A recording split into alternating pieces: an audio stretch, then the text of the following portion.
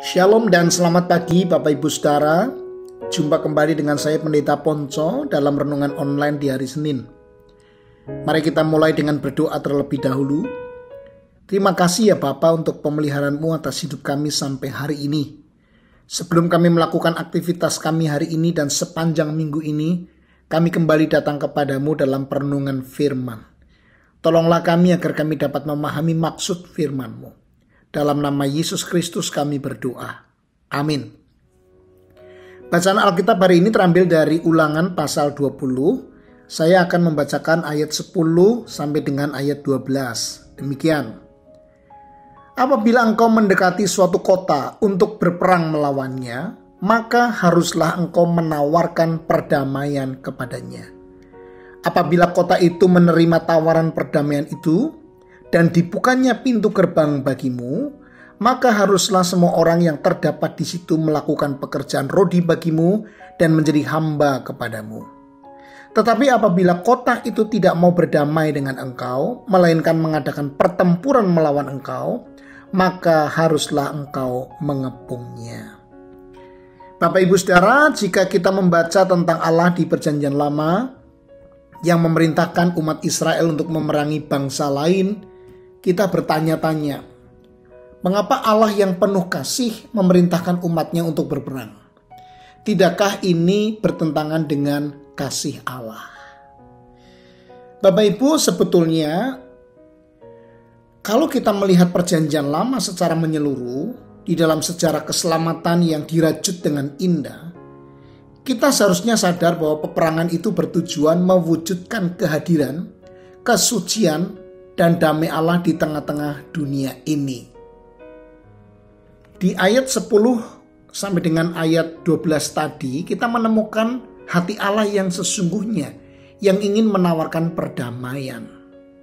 Tetapi ketika bangsa-bangsa lain itu menolaknya, yang berarti menolak kehadiran Allah, menolak kesucian dan damai Allah di tengah-tengah bangsa itu, maka ada konsekuensi yang harus diemban. Dengan demikian, peperangan bukan tujuan Allah. Peperangan terjadi karena mereka menolak tawaran perdamaian. Peperangan di dalam Alkitab bertujuan agar Allah dimuliakan di tengah-tengah dunia dan Israel dapat hidup menjadi bangsa pilihan yang memberikan berkat kepada bangsa di sekitar mereka. Hari ini orang Kristen, saudara dan saya juga dipanggil berperang. Tetapi bukan peperangan dengan mengangkat senjata atau membunuh mereka yang tidak seiman dengan kita. Oh tidak. Peperangan kita adalah peperangan rohani. Kita harus berperang di dalam rangka mewujudkan kebenaran, kasih, keadilan, dan damai Allah di bumi. Kita melawan segala bentuk ketidakadilan. Kita melawan penghulu dunia dan roh-roh jahat yang merupakan bagian dari kerajaan setan yang seringkali melatar belakangi setiap bentuk kejahatan. Di sanalah kita hadir untuk memeranginya. Peperangan rohani dijalankan dengan kehidupan yang suci dan penuh kasih, serta menegakkan keadilan dan kebenaran. Marilah kita minta kepada Tuhan, Bapak Ibu Saudara, untuk diberi hati yang penuh dengan kearifan. Terus berjuang mewujudkan perdamaian, keadilan, dan kasih.